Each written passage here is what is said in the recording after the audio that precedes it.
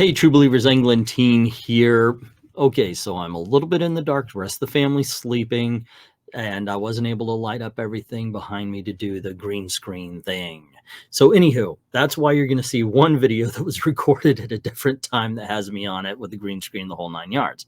That's the Power Pack video. Anyway, kick back, relax, let's get this party started. I know you're gonna dig this.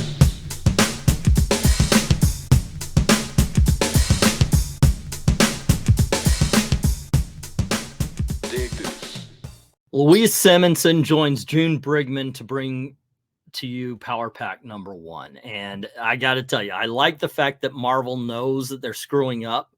So they put out these Memberberry books, you know, Joe Fixit, the patch book for Wolverine, anything that brings you back to the 90s and 80s, because basically these are just continuations. I'm actually surprised they just didn't number it, but actually I'm not, because #1, we got to do a #1. Remember in my last review, I talked about Moon Knight and their #1. This, however, I get it. This right here, they are world building. If you do know Power Pack, you're going to get a lot more out of this. You're not going to need these little off-center lines that they're throwing in where they're describing things that you may need to know. You'll just already know, which is kind of cool because that's something they used to do in the 80s and 90s. It'll be like, hey, this is that thing, remember, that happened there. And then there would be an editor's note that said, I don't know why I did this. I think this means asshole in sign language. So, all right, anywho. Carrying on, but point being is they would put a box in the corner with an editor's note, and you get kind of that stuff here. This is truly a throwback to the 1980s. I liked Power Pack when I was younger. Probably a little bit too old for Power Pack even when it came up. I think it was like I was 13 or 14, but hey, one of the characters is 13 in this. The dialogue is a lot of fun. The Power family do act, and the Powers family does act like a family. Louise is very good at this particular part. She's very good at the world building. We not only see them, but we get the Snarks. We get the oh my gosh, I forget the name of the horse race that they're in. She's built a world here. She sets everything up, but she doesn't sacrifice the present for the future, which I believe is also something I talked about in that Moon Knight #1 review. Is how a lot of modern comics, by the way, do this, where it'll either be all set up for the next issue, and it's just, okay, well, yeah, but what about now? You have to have something happening in the book right now.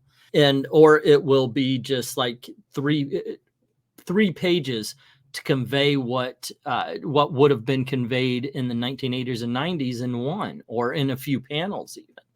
This does not sacrifice story for action. A lot of story is told with the action, as we see two aliens trying to escape to Earth, by the way. I like the fact, however, and by like, I got to call Louise out for this one. She calls Earth a backwater planet. Oh, it's a backwater planet there, blah, blah, blah. Yeah. There should be recognition that a lot of the stuff that might destroy the cosmos and so forth is fixed by people on Earth. At this point in time, there should be a reputation. Alien races have met cosmic entities from Earth, Quasar and such. Fantastic Four's been out there. The Avengers, you know, the Earth is known, so backwater shouldn't even be in the lexicon when you're describing Earth and such. Let's see, what can I say about this book? The art is fine. The art is actually a throwback to the 80s as well, and I say that as a good thing. I liked it. It's light. It's not cartoony, but it's a light story, and I think that's the way you should keep the Power Pack. Strange thing, normally when I'm dealing with kids' books, when I'm reading kids' books, I think it would be better if you had them as the neighborhood heroes. You know, don't overpower them. That's kind of weird, but kind of keep them in the neighborhood. Because a lot of times, if your kids are going off and you don't see them for a few days because they're in space, you're gonna have some issues when they come back as a parent. Just saying. But for some reason, the Power Pack kind of works that way, and it might be because they started off getting their powers from an alien. I do think, however, that they should be powered down a little bit. They should be that neighborhood thing and make their adventures more I'm not gonna say I don't mean kid friendly to mean like childlike. You don't write them like a freaking Disney Clubhouse show or anything. What I'm saying is it should be stuff that kids would have an interest in. Now, of course, that might cut out the adult audience that reads it, but it would make it more realistic at the very least. But that's just my opinion. What is yours? Let me know in the comments below. And go check this book out. I think you'll do yourself a favor. Ultimate Black Panther #1. So this Ultimate line, hey, it's kicked off a lot of speculators, man. I've actually heard it's hard to find this issue. Dang. I'll tell you what, though. I like this book a lot more than I did the Spider-Man. The Spider-Man, I thought, really focused on world building, but didn't really give us anything now. Didn't give us any action, anything that was going on. It was like, okay, we're going to set up for what's coming up. We're going to set up for what's coming up. This does both. We do get some action. We get, as we go through, there's a lot of story through the action. The arts, by the way, is pretty damn good as well. But we also get the world building. We get to find out who the characters are. We are introduced to Killmonger in a way that we don't know who he is, quote unquote, but still, at least we know that he's going to be a deal as far as the Black Panther is concerned. Brian Hill is a writer I like, and he continues his good work here. I want to, for the first time in a long time, as a matter of fact, I want to find out what happens next. Except there is a problem. Sorry, guys, but there is definitely a problem here.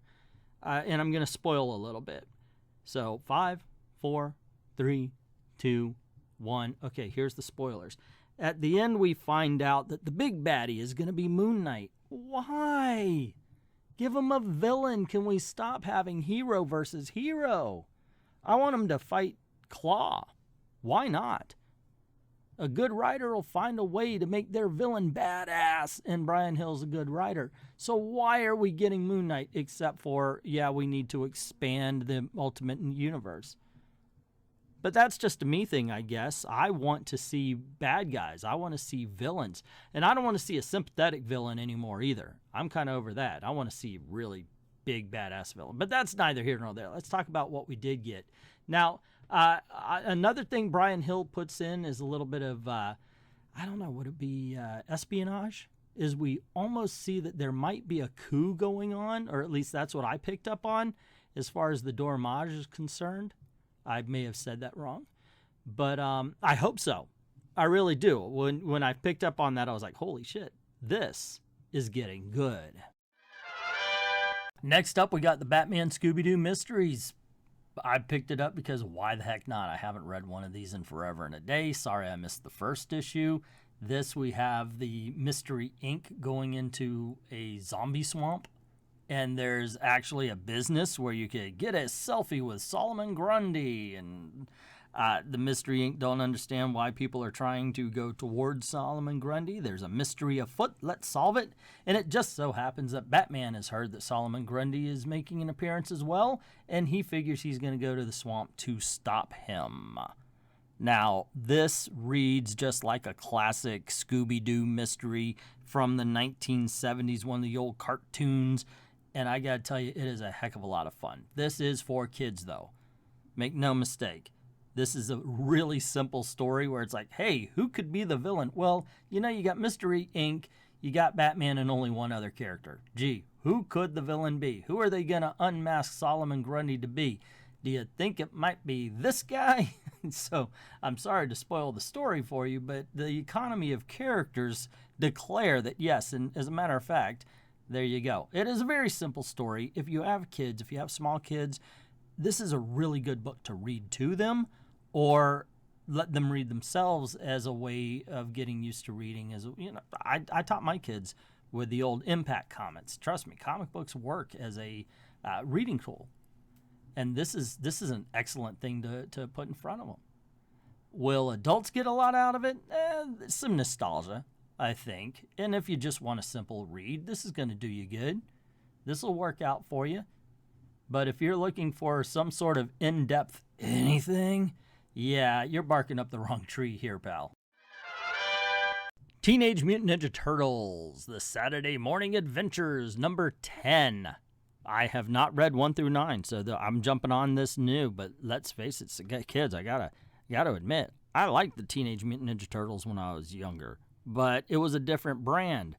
It was more violent. It was the comics.